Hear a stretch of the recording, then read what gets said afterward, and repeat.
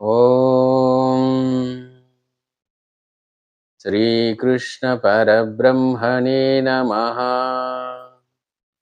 శ్రీమద్భగవద్గీతా అత ప్రథమోऽధ్యాయః.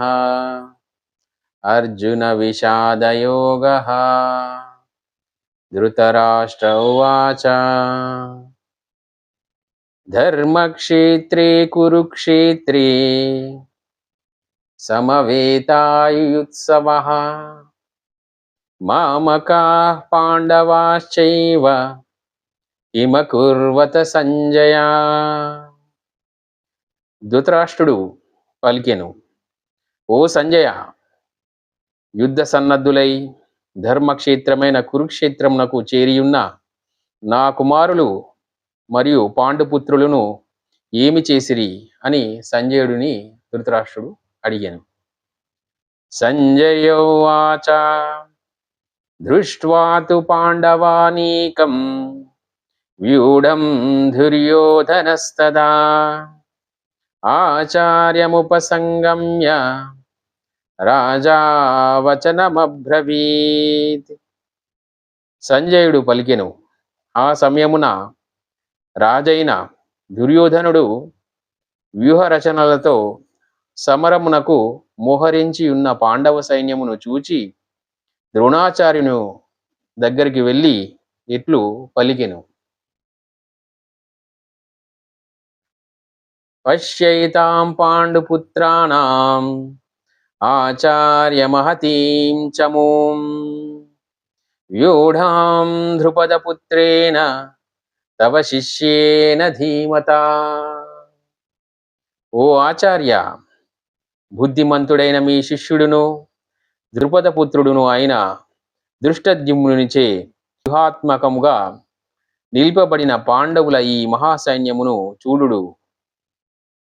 అత్ర శూరా మహాశ్వేశా భీమార్జున సమాయుధి యుయుధానో విరాటశ్చ ద్రుపజశ్చ మహారథః దృష్టకేతుశ్చేకితానః కాశీరాజశ్చ వీర్యవాన్ పురుజిత్ కుంతి భోజశ్చ శైబ్యశ్చ నరపుంగవాః యుధామన్యుశ్చ విక్రాంత ఉత్తమౌజాశ్చ వీర్యవాన్ సౌభద్రో ద్రౌపదేయాశ్చ సర్వ ఏవ మహారథాః.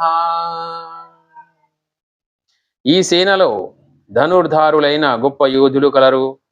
వారిలో సాత్యకి, విరాటుడు, మహారథి అయిన ద్రుపద మహారాజు దృష్టకేతుడు, చేకితానుడు, వీరుడైన కాశీరాజు పురజిత్తు, కుంతిభోజుడు, నరశ్రేష్ఠుడైన శైబ్యుడు, పరాక్రమవంతుడైన యుధామన్యుడు, వీరుడైన ఉత్తమమౌజుడు, సుభద్రాపుత్రుడైన అభిమన్యుడు, ద్రౌపది యొక్క 5 పుత్రులను కలరు. వీరందరూ మహారథులు, శౌర్యమున భీమార్జున సమానులు. అస్మాకం తు విశిష్టాయే తాన్నిబోధద్విజోత్తమా నాయకా మమ సైన్యస్య సంజ్ఞార్థం తాన్ బ్రవీమితే. ఓ బ్రాహ్మణోత్తమ, మన పక్షముననున్న ప్రధాన యోధులను కూడా గమనింపుము. మీ ఎరుకకై మన సేనా నాయకులను గూర్చి ఈ విధంగా తెలుపుచున్నాను. భవాన్ భీష్మశ్చ కర్ణశ్చ కృపశ్చ సమితింజయః అశ్వత్థామా వికర్ణశ్చ సౌమదత్తిస్తథైవ చ. మీరును భీష్ముడు, కర్ణుడు, సంగ్రమవీయుడగు కృపాచార్యుడు, అశ్వత్థాముడు, వికర్ణుడు, సోమదత్తుని కుమారుడైన భూరిశద్రుడు ఇందు ముఖ్యులు. అన్యే చ బహవః శూరమదర్థే త్యక్తజీవితాః నానాశస్త్రప్రహరణాః సర్వే యుద్ధ విశారదాః. ఇంకను పెక్కుమంది శూరులను వీరులను మన సైన్యమునందు కలరు. వీరందరూ యుద్ధ విశారదులు, నానాశాస్త్ర అస్త్రధారులు. నా కొరకు తమ ప్రాణముల నొడ్డి అయినను యుద్ధము చేయుటకు సిద్ధముగా నున్నవారు. అపర్యాప్తం తదస్మాకం బలం భీష్మాభిరక్షితం పర్యాప్తం విదమేతేషాం బలం భీమాభిరక్షితం. భీష్మ పితామహునిచే సురక్షితమై అపరిమితముగానున్న మన సైన్యము అజేయమైనది. భీమునిచే రక్షింపబడుచు పరిమితముగానున్న ఈ పాండవ సైన్యము జయించుట సులభము అని సంజయుడు ధృతరాష్ట్రునికి చెప్పడం జరిగింది.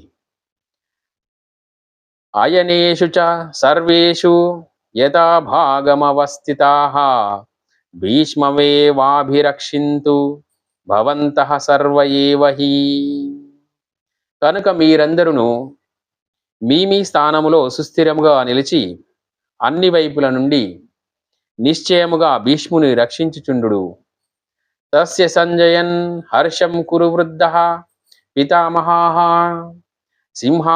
సింహనాదం వినద్యోశ్చైః శంఖం దద్మౌ ప్రతాపవాన్. కురువృద్ధుడును ప్రతాపశాలియును అయిన భీష్మ పితామహుడు దుర్యోధనుని ఈ మాటలు విని అతనిని సంతోషపరచుటకై ఉచ్చస్వరముతో సింహనాదమునర్చి తన శంఖమును పూరించెను. తతః శంఖాశ్చ భీర్యశ్చ పనవానఘోముఖాః సహసైవాభ్యహన్యంత సశబ్ద స్తుములోభవత్. మరుక్షణమునందే శంఖములు, నగారాలు, తప్పెటలు, మృదంగములు, గోముఖ వాద్యములు మొదలగునవి ఒక్కసారిగా మ్రోగినవి.